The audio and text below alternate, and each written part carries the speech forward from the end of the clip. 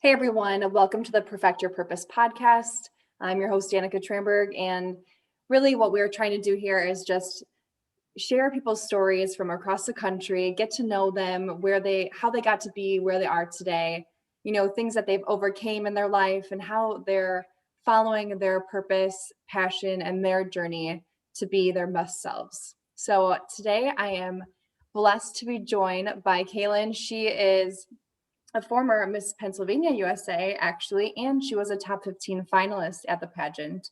And currently, since that was a few years ago, I guess now we're formers, but she is pursuing her passion of law that she went to school for. So do you want to share with us a little bit about what you're doing now in the law field?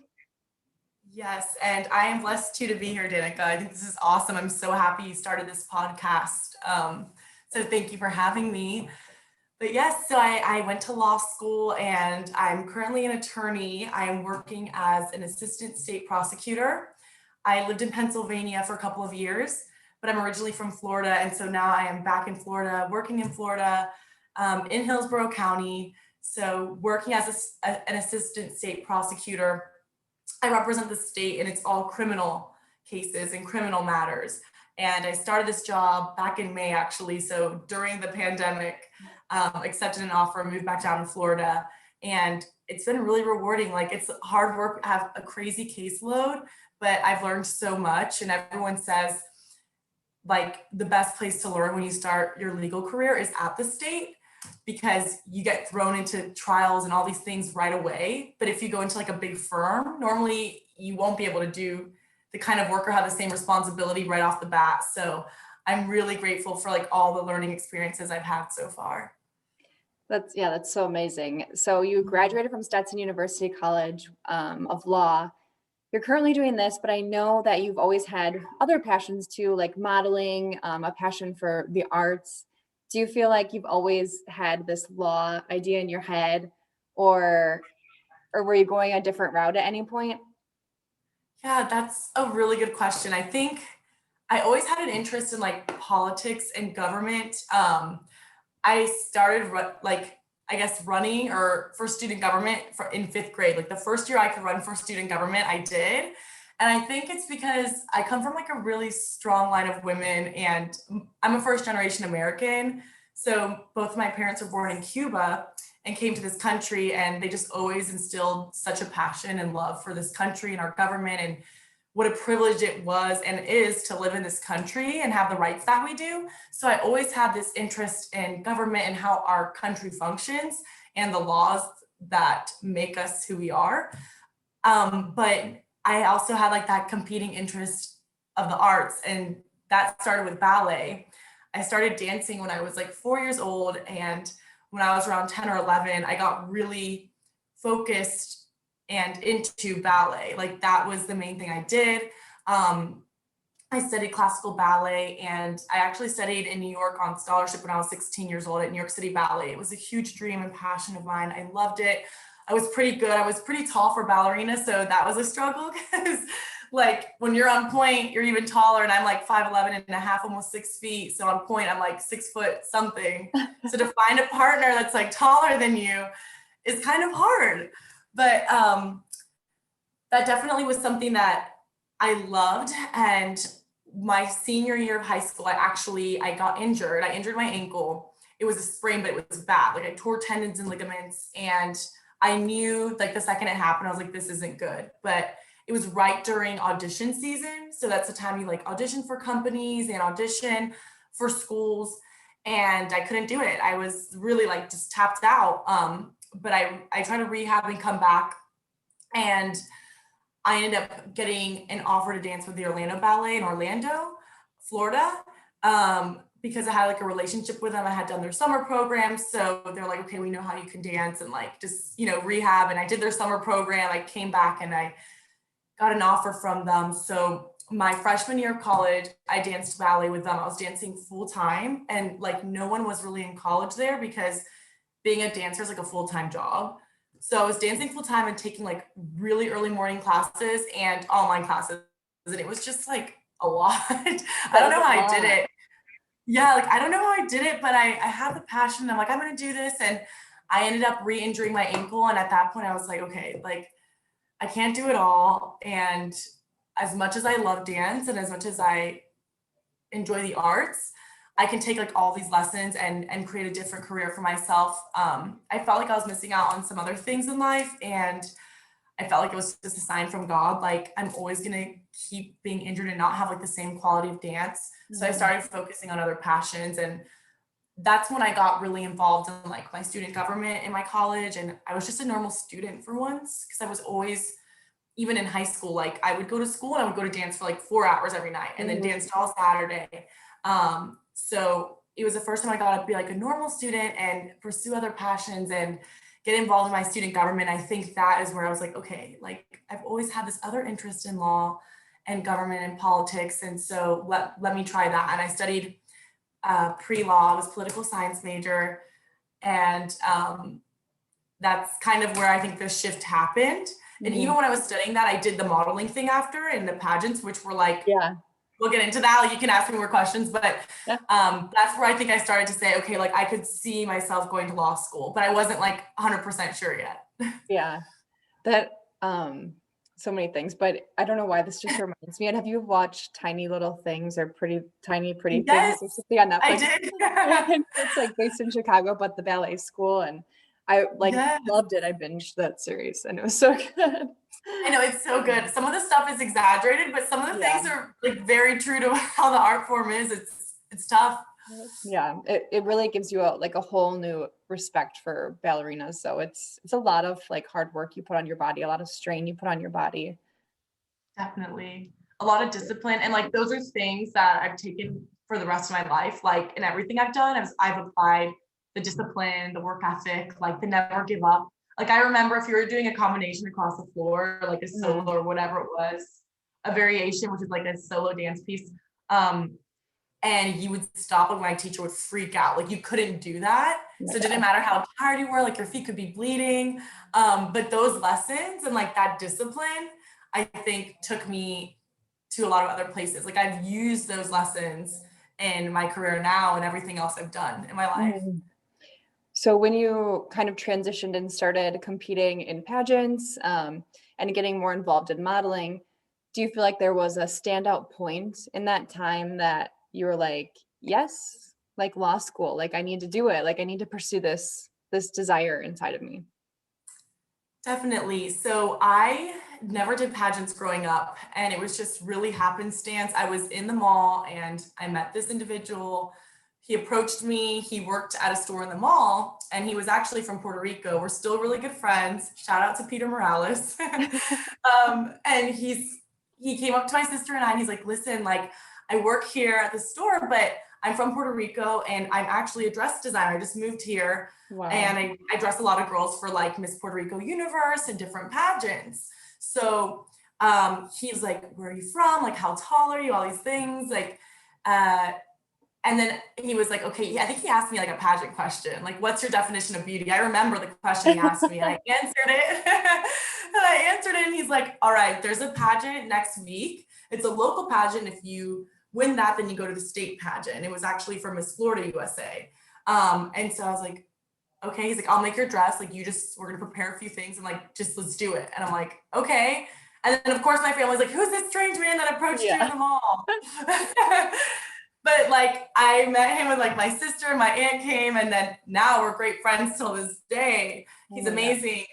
But he got me into pageants, and I think like at that point I was an undergrad, and then I took a year off in between undergrad and law school because I applied to law school, but I was still was like, I don't know, because after I competed in my first pageant, that's when I started getting into modeling. And Mhm. that's when I was like, okay, I could do like this, you know, it's Yeah.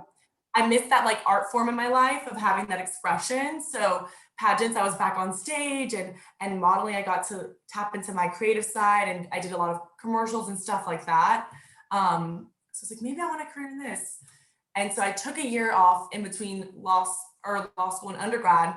I deferred my acceptance. I applied, I got in, I deferred my acceptance, and I just modeled and I worked. And as much as I think there's so many cool things to the modeling industry and to the acting industry. And it's definitely something where I was like, okay, I couldn't do both. Like, I don't think I can continue my education and be good at that, and then also make it in, I don't know, this art form that's like super difficult to make it in. Yeah, you kind of have to give it your all, like 100% or nothing.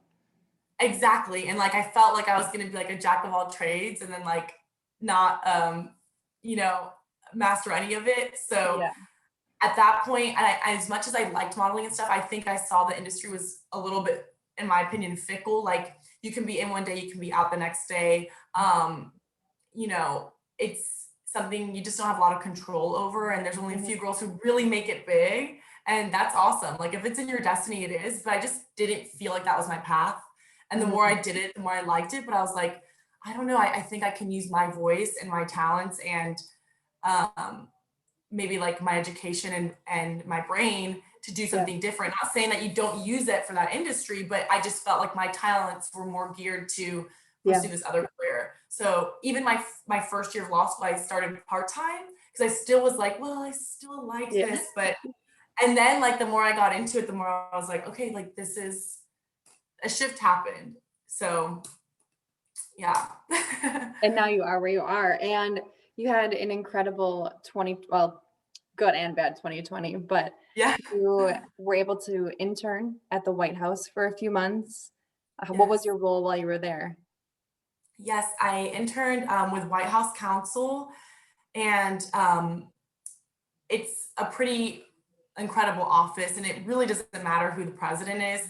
The Office of White House Counsel represents the office of the presidency, not the president. And at the time, it was when President Trump was actually impeached for the first time. And not that I didn't think that was a good thing, but I didn't think it was good, but it was an experience that I was able to intern in the office that represented the president during the impeachment trials. And I got to learn so much, like the interplay of government, all the federal agencies, like it just opened my eyes to so many things.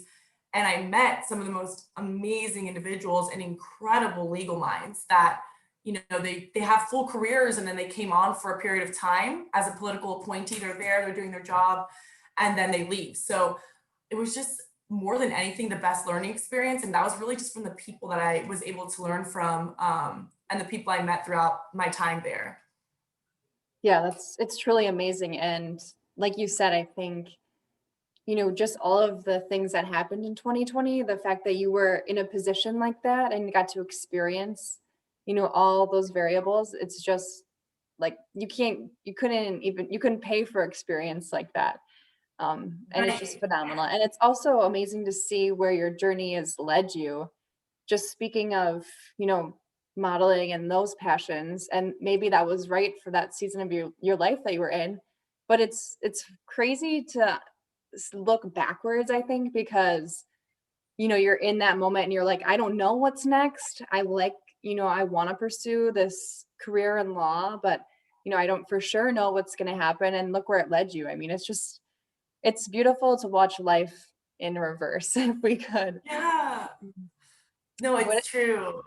Yeah, I mean, that has got to be on the top of your list, having worked in the White House, but what else do you feel like you're most proud of up until this point in your life? Yeah, I think that's definitely one. And I think something I'm proud of is like what you just said really resonated with me because even when I competed for Miss Pennsylvania, like even when I competed for Miss USA, like I was studying for the bar exam and I still was like, do I really want to do this? Like, is this my path? And I will say actually where I really think things were solidified for me was when I was Miss Pennsylvania, because as part of my year, which it's another thing, probably another thing I'm most proud of that I've accomplished, but part of my year, I really focused on getting involved kind of on the legislative end. I helped support a healthcare platform within the state of Pennsylvania or the Commonwealth. And I volunteer with an organization that promotes more women getting into office. So one of the things I got to do was speak on the House and Senate floor within the capital, Harrisburg, and in Pennsylvania, promoting the platform and the work that I was doing throughout my reign. And that was one of like the coolest and proudest moments. And I remember after speaking with a lot of the state representatives and senators, and they're like, you got to run for office one day. Like, you got to run for office one day. And I'm like, wow, like I've never really considered that. I never really thought, I mean, I was always involved in student government. I always felt like I was a lead, like I like to lead and I love to serve my community. But that experience, I was like, wow, there's so much power of influence to create good change within your community with the law. You know, I think there's sometimes it gets a really bad rap, but there's a lot you can do to help promote change within like even your local community. And so when I was Miss Pennsylvania, that was kind of the turning point, because as much as I loved all the glamorous parts of Miss USA and like the whole thing, I love it. I'm a performer, I think, at heart. It was those experiences that I was like, wow, okay, this is leading me to my destination. I think what I'm most proud of is just kind of trusting God's plan in my life. So it's not like an accomplishment, it's that trust, because sometimes we fight it, and I've definitely fought it at times where I'm like, well, I really want to do this, but it's like, he's like, no, like, that's not where I want you. Like, that's not how I can use you best.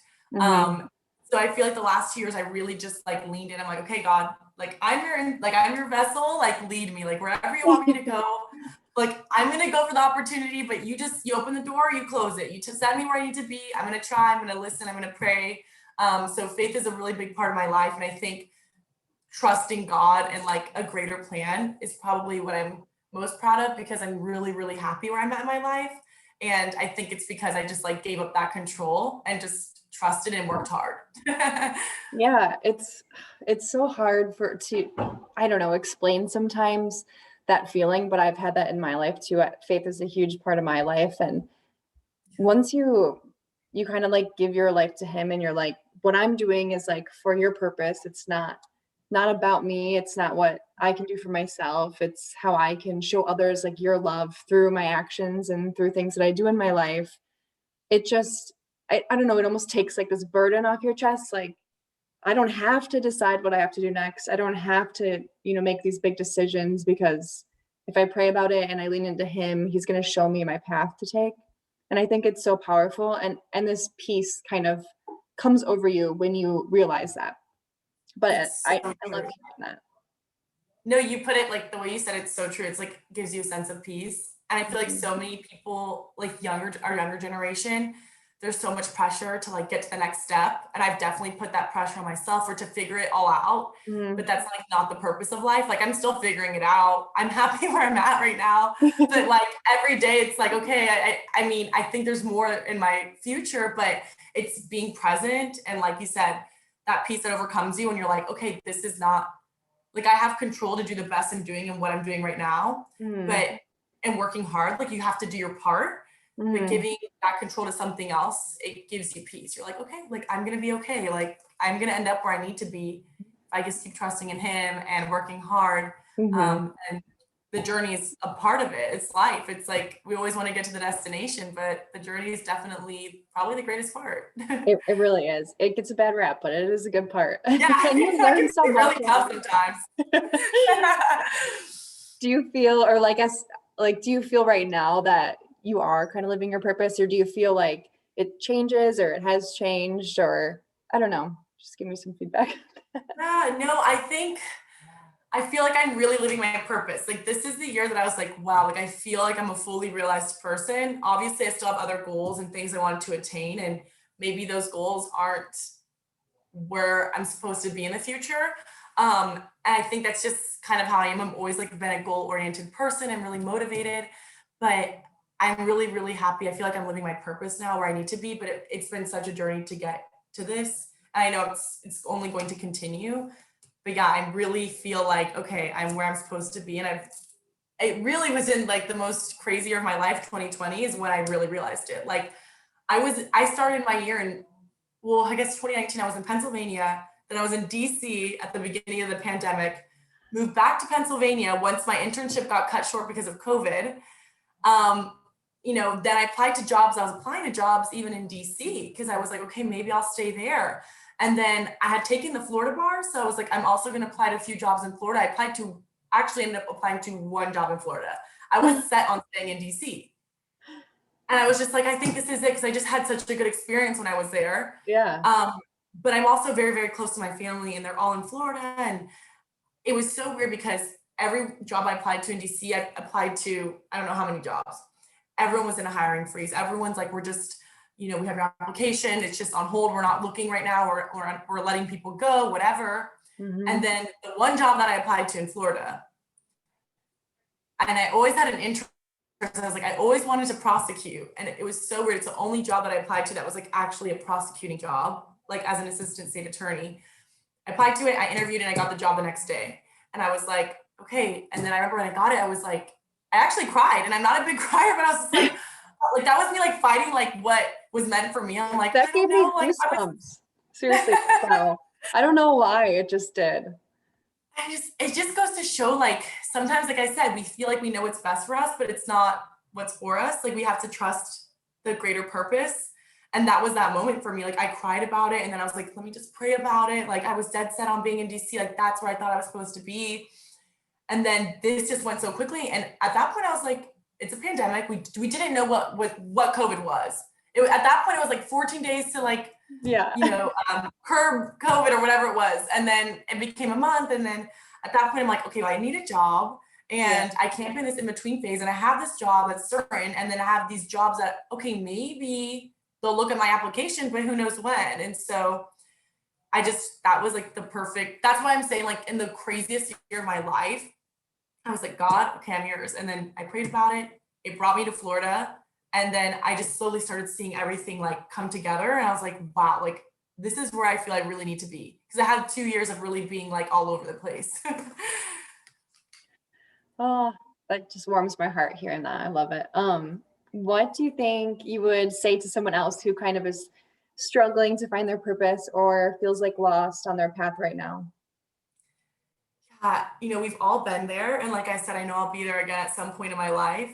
But I think, whatever you believe in, a higher power, God, I know Danica and I have similar beliefs, but I really feel like meditation and prayer and like trusting a greater plan, but also working really hard and going for opportunities is part of it. Like, you can say, I don't know, there's that one parable about like this, or it's a story. It's not even a parable. It's like the guy's at sea and he's like, God, help me, like, save me, I'm gonna drown. And a boat comes by and he's like, doesn't go on the boat. And he's like, God, help me. And then he ends up dying. He's in heaven, and he's like, God, why didn't you help me? He's like, I sent 3 boats to help you. Like, you have to take the own initiative in your life as well. So for me, I always just went for opportunities. If there was something I was interested in and I was like, this is something that piques my interest, it's not a bad thing, it's not going to harm my life, I'm going to go for it. Because like, the worst thing that's going to happen is I get a no, and the best thing that happens is a yes. Or the best thing that could happen is the no, because it's going to direct me to where I'm supposed to be. So for people feeling lost, go for the opportunities that are like on your heart, because it could be several, and that's been in my life. Like, I like this, I like that. Open yourself up to those opportunities. Go for it if you really like it. Don't be afraid. And if it's meant to be, it'll happen. If it's not, it won't. And so that's the best advice I can give, because sometimes it takes that moment. Like for me, I said I was so dead set on being in DC, and it just wasn't for me at that time. Like, I had applied to over 20 plus jobs there, and I did not get one offer. When I applied to one job, that was just immediately I got an offer, and I was like, okay, I'm going to trust that this is where I'm supposed to be. So go for it, work hard, and meditate and pray about it, because I think that combination, sometimes it takes time. Like, you just have to be really patient with it, but eventually it'll take you where you need to be. That parable is so interesting that you shared too. It just made me think as well, like, so he's, God sending him a boat and he doesn't take it. And it's like, well, sometimes, what you're asking for, what you're searching for might not always look the way you think it should look, or it might not always be the opportunity you think you should take, or that you pictured in your head. But I think too, there's so many stepping stones in life. So, just taking that one opportunity that doesn't work out, but you met someone that leads to something greater. Like, it's all a part of the process, and that couldn't be more true. You like nailed it on the head. And I've seen that play out in my life. Like, I'll do something, and then even if it wasn't where I was supposed to be, I met someone that connected me with something. And I could not say it better than you did. I like how, I don't know what you said. It was like, I want to remember that. You're like, sometimes what you're looking for doesn't look like what you're looking for. I don't know. Well, good thing we It's like, recorded, so. you have to like quote that. Like, Okay. that's a really good one. Well, it was so good to have you on. I just love talking to you and love learning about where you're going and where you've been. And it's just really an inspiration. And I hope that it touches someone's heart out there today. If you could share with us just where people can find you if they also want to follow your journey. I know you post great stuff about what you're doing in the workforce as well. So if anyone's interested in law and wants to follow her, learn from her, please share with us where we can find you. Yeah, thanks, Danica. It's such a pleasure. You can find me on, I guess, on Instagram. It's just at Kailyn Marie Perez, my name. So Kailyn Marie Marie Perez. And yeah, if anyone's interested in the law or anything that we said here today, like don't hesitate to reach out or message me. I love to pay it forward. And I love this podcast because there's so many people in my life that like I looked up to, or they gave me good advice. Or just like listen to me or put in a good word for me. And I always want to be able to pay that forward. So I love that you're doing this podcast that can inspire other people just by listening to other human beings' experiences. Thank you, Kailyn. You're such a blessing. You too. Thank you. I love you. You're so sweet. Everyone, like, subscribe, share all the goodies. You can find us on Apple Podcasts, Amazon, Spotify, wherever you listen to your podcasts. And we'll see you next time.